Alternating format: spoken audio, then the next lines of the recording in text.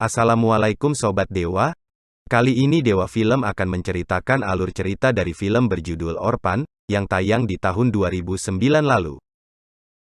Disutradarai oleh Jaume Collet-Serra, dan dibintangi oleh Vera Farmiga, Peter Sarsgaard, dan Isabel Fuhrman. Dan gua baru tahu kalau film ini sudah ada film keduanya, jadi mungkin akan gua bahas di kesempatan berikutnya. Yuk, daripada kelamaan, langsung disimak aja kisahnya.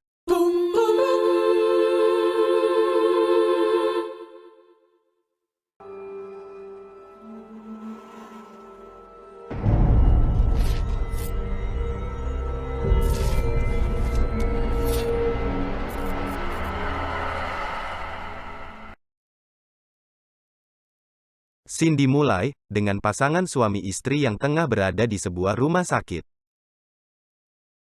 Dilihat dari perut buncit si istri, jelas kalau dia akan menjalani persalinan. Suster pun tak lama datang dengan membawa wanita hamil itu dengan kursi roda. Namun baru berjalan beberapa meter saja, dia sudah mendapatkan banyak darah di bagian tempat ia duduk. Saking banyaknya, sampai darah itu meninggalkan jejak panjang pada lantai rumah sakit. Setelah sampai di ruang persalinan, rupanya si calon ibu ini diberitahukan bahwa bayi dalam kandungannya telah meninggal. Tanpa dibius terlebih dahulu, si dokter malah main narik-narik jabang bayi dalam perutnya begitu saja. Ya jelas, si ibu menjerit kesakitan. Anehnya, setelah jabang bayi itu keluar, si perawat malah mengucapkan selamat dan menyodorkan bayi yang masih berlumuran darah itu pada si ibu. Si ibu pun sontak berteriak dan menjerit histeris. Dan sudah gua duga, semua kejadian itu hanyalah mimpi belaka. Wanita yang bernama Kate itu pun perlahan beranjak dari tempat tidurnya dan berjalan menuju kamar mandi. Scene berganti ke sebuah tempat psikiater. Rupanya Kate sudah berlangganan datang ke tempat itu disebabkan ia sedang dalam tahap rehabilitasi. Kate juga menceritakan semua mimpi-mimpi yang sering ia alami. Rupanya Kate sedang dalam tahap rehabilitasi, dikarenakan peristiwa beberapa waktu lalu, sebuah insiden yang diakibatkan oleh dirinya yang gemar meminum ciu. Kate juga mengatakan bahwa ia berencana untuk mengadopsi seorang anak, tapi ia masih bimbang. Scene berganti ke sebuah sekolah khusus anak-anak tunarungu. Rupanya, Kate akan menjemput anaknya.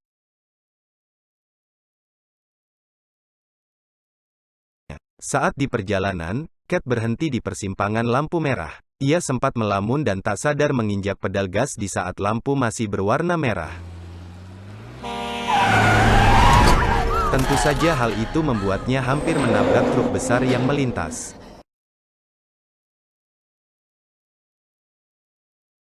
Sesampainya di rumah, terlihat Kate yang sedang memainkan alat musik piano.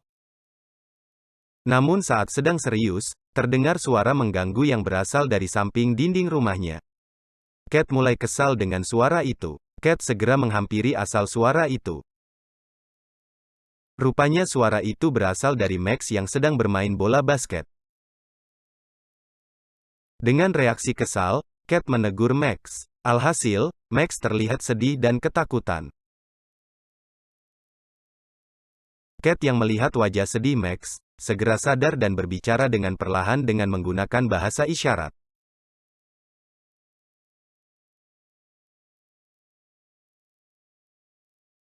Tak lama sebuah mobil berhenti di halaman rumah. Rupanya itu adalah suami dari Kate yang datang bersama anak laki-lakinya, alias kakak dari Max.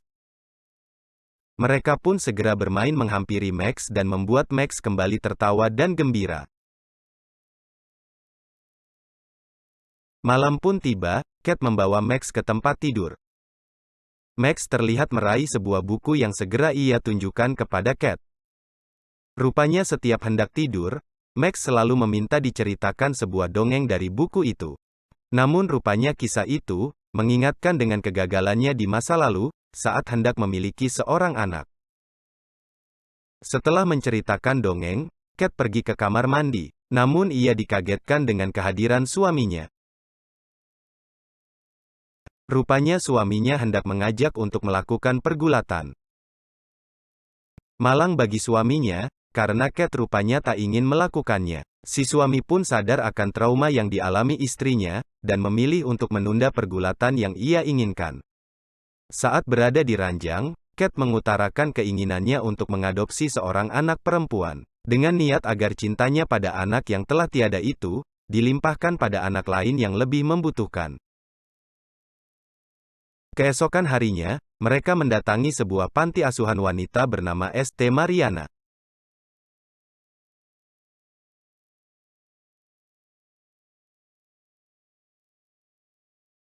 Suster bernama Abigail datang menyambut. Di sana Kate melihat begitu banyak anak-anak yatim piatu yang tengah belajar dan bermain.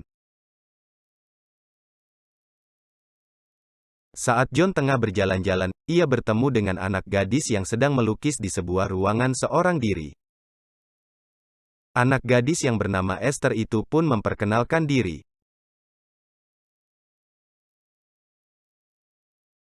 Tak lama Kate datang menghampiri Esther dan John. Kate dan John terkesima melihat hasil lukisan Esther yang tak terlihat seperti hasil lukisan anak seusianya.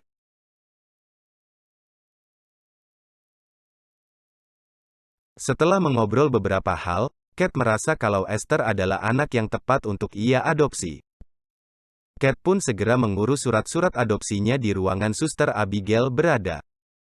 Di sana Suster Abigail menjelaskan tentang asal-muasal Esther. Rupanya Esther berasal dari luar negeri, dan belum lama berada di sini. Dijelaskan bahwa keluarga yang membawanya ke Amerika, meninggal dalam sebuah kebakaran rumah. Dijelaskan pula bahwa Esther sering berperilaku seperti seorang putri. Dia juga selalu memakai pita di tangan dan lehernya. Namun Kate tak menaruh curiga pada hal itu dan malah semakin ingin segera mengadopsi Esther. Suster Abigail pun mengatakan, akan mengurus surat-surat, dan meminta mereka untuk kembali dalam 3 minggu. Setelah itu Kate dan John pun membawa Esther pulang dengan mobilnya. Saat di perjalanan, Esther rupanya sedang belajar bahasa isyarat, agar nantinya bisa berkomunikasi dengan Max, yang rupanya sudah Kate ceritakan pada Esther sejak berkendara dari tempat panti asuhan. Sesampainya di rumah, Max bergegas menghampiri dengan wajah yang gembira. Esther yang sudah belajar tentang bahasa isyarat pun menyapa dan berkenalan dengan Max. Setelah memasuki rumah, mereka disambut oleh Nenek Barbara yang kebetulan berada di sana. Namun lain bagi Daniel si anak sulung. Dia terlihat tak begitu menyukai dengan kehadiran Esther.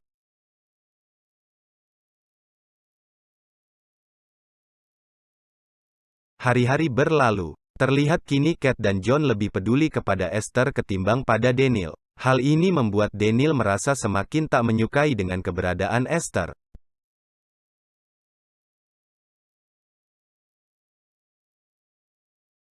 Keadaan berganti ke sebuah rumah pohon belakang rumah. Terlihat Daniel bersama kedua temannya, tengah membuka-buka majalah dewasa. Dengan wajah yang berseri-seri, mereka menikmati setiap gambar di majalah itu.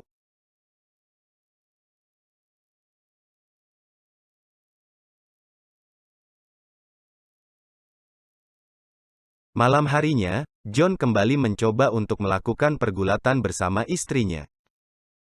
Namun tanpa mereka sadari, Esther tengah mengintip mereka yang sudah memulai tahap pemanasan. Entah kenapa, Esther malah terlihat kesal melihat kejadian itu, dia pun mencari cara agar bisa menghentikan pergulatan tersebut. Esther beranjak ke kamar Max dan membangunkannya, dengan maksud agar bisa mengajaknya untuk mengganggu pergulatan John dan Kate, dengan beralasan kalau mereka takut dengan petir, dan ingin tidur bersama mereka. Pergulatan mereka pun kali ini harus tertunda lagi. Kasihan John.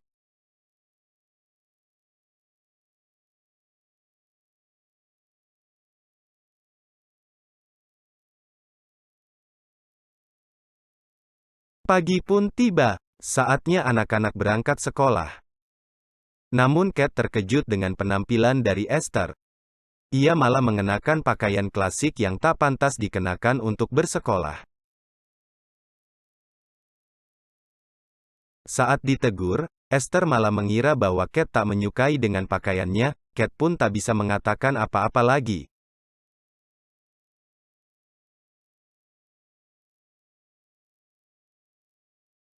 Benar saja, sesampainya di sekolah, Esther mendapat ejekan dari teman-teman sekelasnya.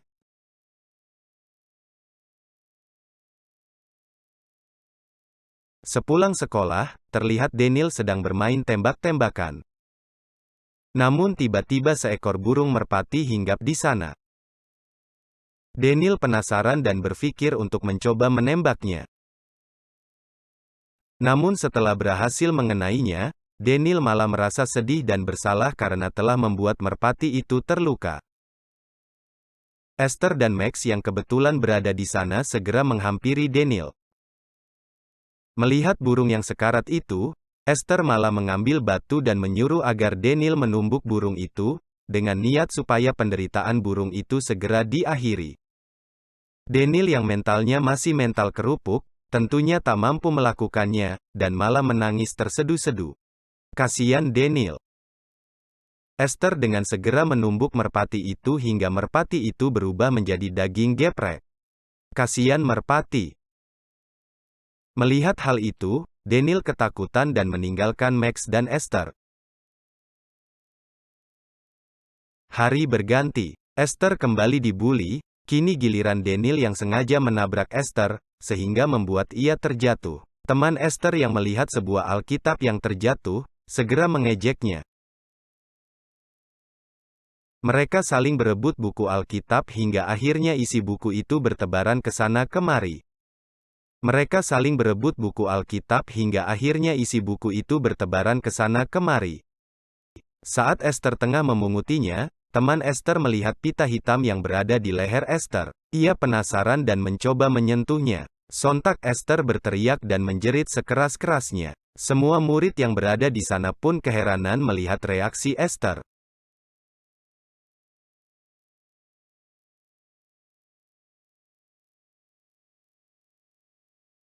Scene berganti di rumah. Kate tengah berduaan bersama Esther di sebuah rumah bunga. Kate menunjukkan bunga yang katanya telah ditaburi abu dari anaknya yang tak bisa diselamatkan saat melahirkan. Esther terlihat begitu sedih dan meneteskan air mata. Melihat hal itu, membuat Kate terharu dan memeluk Esther.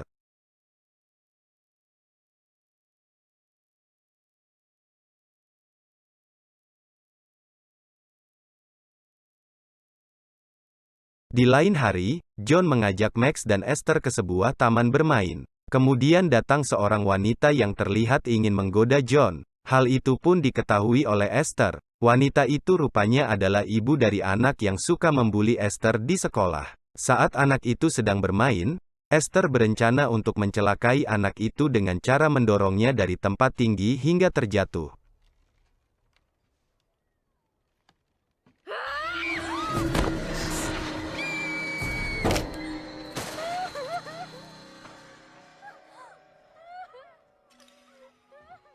Alhasil kaki anak itu terluka dan mengalami patah tulang. Bahkan saat ditanyai tentang kejadian itu, Esther tak mau mengakuinya. Max yang menjadi saksi atas kejadian itu juga terpaksa berbohong karena takut atas ancaman Esther. Brenda's father says you pushed her. That's not true. We were just playing. I swear. Berganti hari, di mana Kate mengajak Max dan Esther ke sebuah supermarket. Handphone Kate berbunyi. Rupanya Suster Abigail menelpon dan menanyakan kabar. Kate juga menceritakan tentang kecelakaan yang menimpa Brenda di taman bermain saat itu, dan mengira Esther lah yang melakukannya. Tentu saja kabar ini membuat Suster Abigail cemas. Di suatu hari, tak sengaja Kate melihat Esther bermain piano dengan begitu lihainya. Kate terkejut melihat hal itu. Ia tak menyangka Esther bisa memainkan Tchaikovsky tanpa kesalahan.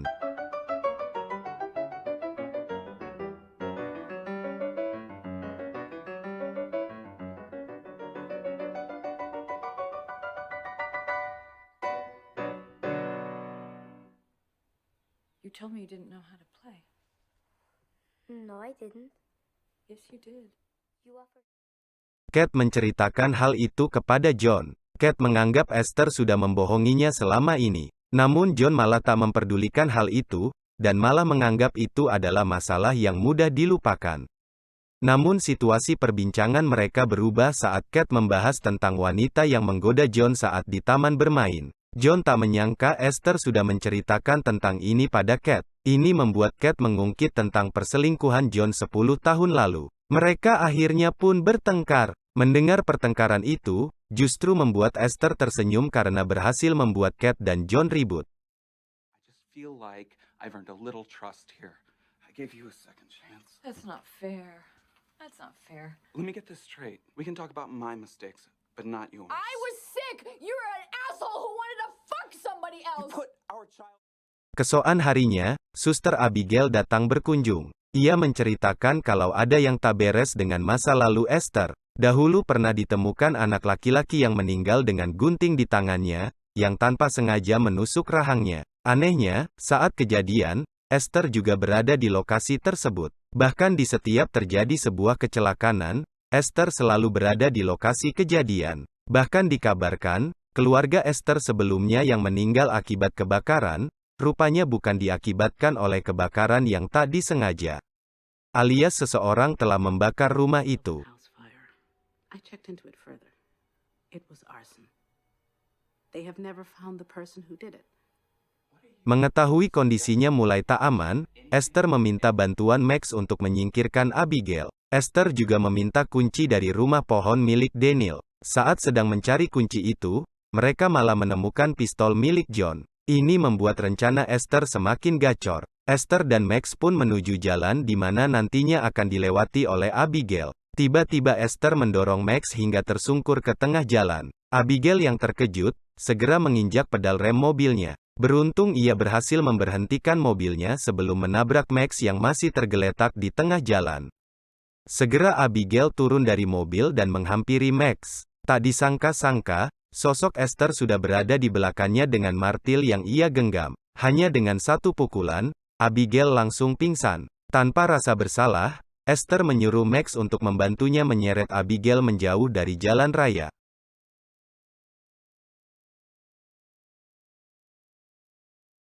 Saat Abigail mulai tersadar dan hendak melarikan diri, Esther dengan sadis memukulinya hingga Abigail benar-benar tewas. Setelah menuju rumah pohon, Esther menyembunyikan palu dan bekas darah ke bawah lantai kayu rumah itu, dan memaksa Max untuk berjanji tak akan memberitahukan kejadian itu pada siapapun. Saat turun dari rumah pohon, rupanya Daniel tengah memergokinya. Malam harinya, saat Daniel tertidur, Esther mendatanginya dengan menyodorkan pisau ke leher Daniel. Rupanya Esther tahu kalau Daniel memergokinya tadi siang, dan dia mengancam akan memotong kemaluan Daniel kalau dia membeberkan tentang yang Esther dan Max lakukan. If I find out that you're lying, I'll cut your hairless little prick off before you even figure out what it's for. Do you understand me?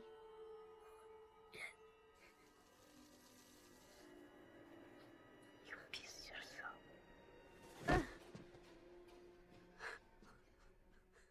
Keesokan harinya, John membawa Esther ke tempat psikiater. Namun rupanya Esther pandai bersandiwara dan berhasil mengelabui si psikiater. Justru si psikiater malah mengatakan kalau Kate lah sumber dari masalahnya. Mendengar hal ini membuat Kate kebingungan dan tak mampu berargumen apapun.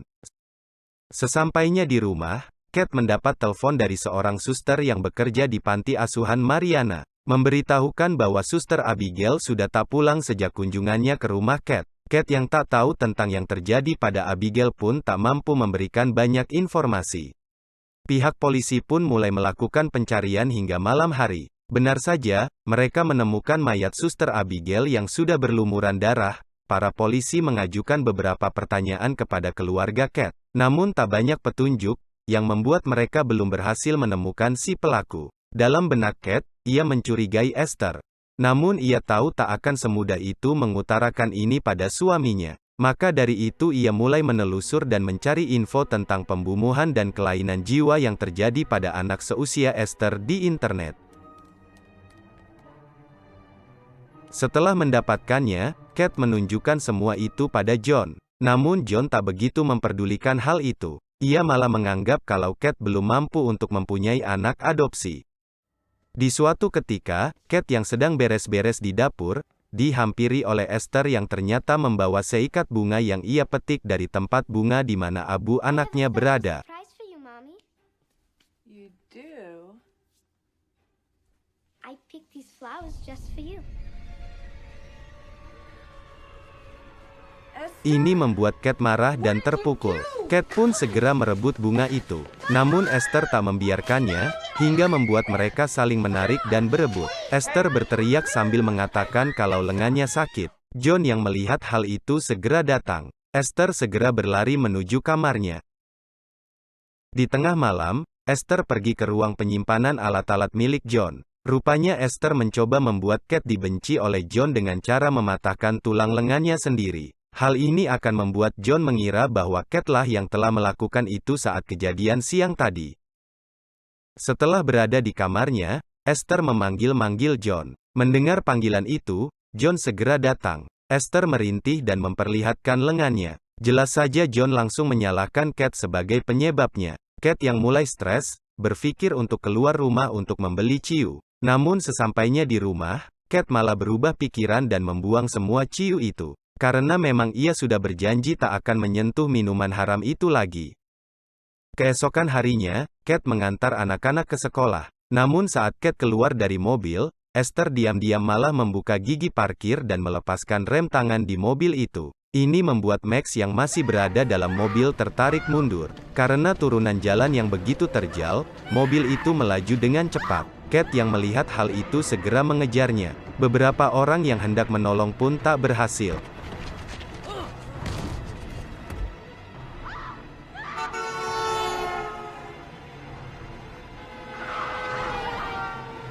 Untungnya mobil itu terhenti oleh gundukan salju yang berada di ujung jalan. Max pun selamat dari insiden itu. Setelah kejadian tersebut, si psikiater datang dan membicarakan tentang yang terjadi pada Max pagi tadi. Namun saat Kate menjelaskan, tak ada satupun kata-katanya yang dipercaya. Belum lagi bukti botol ciu yang rupanya sudah diberitahukan Esther kepada John. Ini membuat Kate tak bisa lagi berdalih. Bahkan kini Kate disuruh untuk ke tempat rehabilitasi atas perlakuannya itu. Hari berganti. Terlihat Daniel sedang mengendap-endap menuju kamar Max. Daniel menanyakan tentang apa saja yang sudah Esther lakukan selama ini. Namun ternyata Esther tengah menguping di balik pintu dan mengetahui bahwa Daniel berniat pergi ke rumah pohon.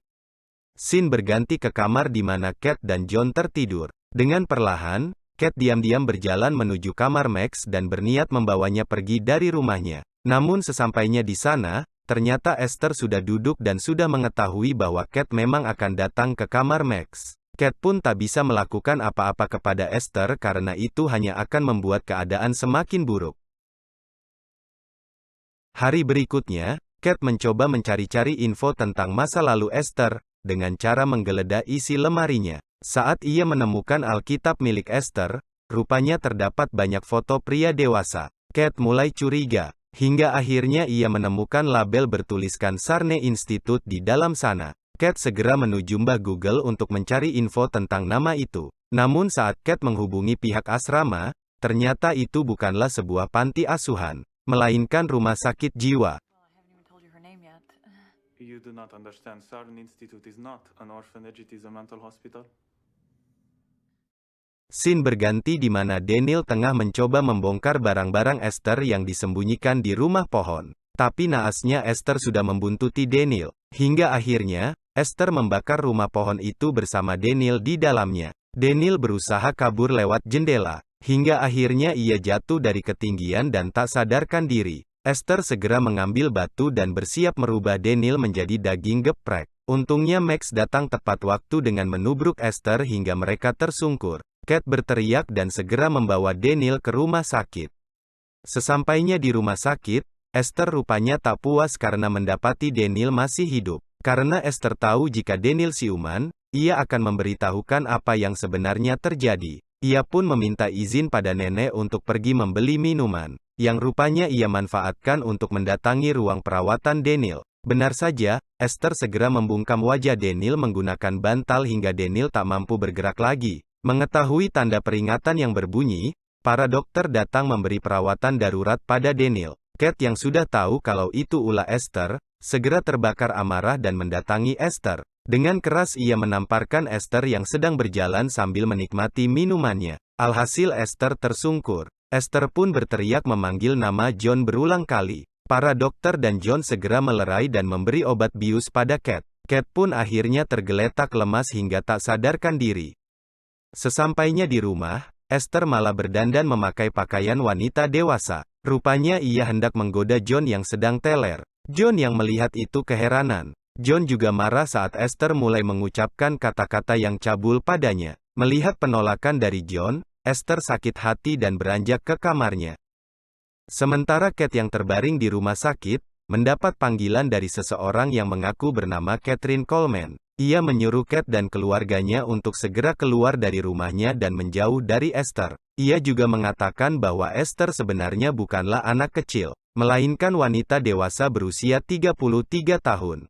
Wow! Esther mengalami kelainan hormon langka yang dinamakan hypopituitarism. Esther juga disebutkan sudah membunuh 7 orang dari tempat ia berasal. Dan Esther selalu membunuh seluruh keluarga yang mengadopsinya jika sang ayah gagal dirayu olehnya. Mengetahui hal tersebut, Cat bergegas menuju rumahnya. Sementara Esther yang sudah bersiap untuk melakukan aksi psikopatnya, segera mendatangi John. Setelah sistem kelistrikan telah dirusak oleh Esther, rumah John pun kini gelap gulita. John yang lengah, segera mendapatkan tusukan di punggungnya. Tak selesai di situ, Esther kembali menghujankan tusukan berkali-kali hingga John tewas. Esther yang kemudian melihat Max, segera mengejarnya. Max yang ketakutan segera bersembunyi di dalam lemari. Cat tiba dan menabrakkan mobil pada rumahnya. Mendengar kedatangan Cat, Esther malah tersenyum dan segera mengambil pistol milik John. Cat menjerit histeris setelah melihat John yang sudah tak bernyawa. Segera Cat bergegas mencari Max. Namun Cat terjatuh saat Esther menembakkan pistolnya yang mengenai lengan Cat. Cat bersembunyi dan mencoba mengobati lukanya. Sementara Max yang mencoba melarikan diri, kini berada di rumah bunga. Namun ia malah tak sengaja menjatuhkan pot bunga hingga membuat Esther mendatanginya. Cat juga segera mendatangi asal suara tersebut. Dan rupanya Esther sudah berada di sana. Melihat Max dalam bahaya, Cat menjatuhkan diri dari atap dan sekaligus membuat Esther ambruk bersamanya.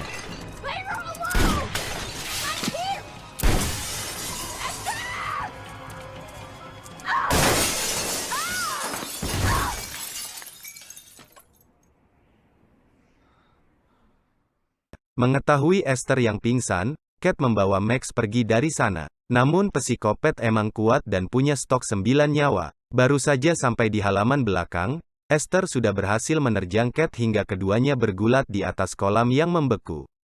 Max segera mengambil pistol yang tergeletak di sana. Tapi namanya bocil, nembaknya pasti gak akan benar. Max malah menembak lapisan es yang membuat Cat dan Esther terperosok ke dalamnya. Esther yang sudah berpengalaman di bidang tusuk-menusuk pun kini mengungguli permainan.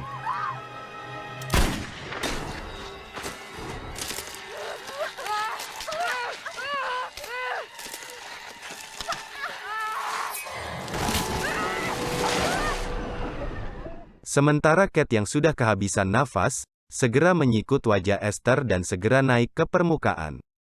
Namun baru saja berhasil naik, Esther sudah berada di belakangnya. Cat dengan geram, segera menggajul kepala Esther hingga lehernya semplak. I'm not your fucking mommy!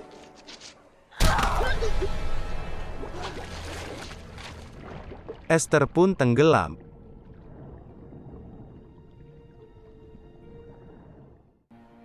Polisi yang selalu datang terlambat kini menelusur dan membawa Cat bersama Max ke tempat aman. Cerita berakhir dengan nasib Cat yang kini sudah menjanda dan Max menjadi anak yatim. Akankah Cat akan menikah lagi? Ya, mana gua tahu. Terima kasih sudah mau pantengin cerita Dewa Film sampai akhir. Semoga kalian diberi kelancaran rejeki dan umur panjang. Sampai jumpa di alur cerita film berikutnya. Bye-bye.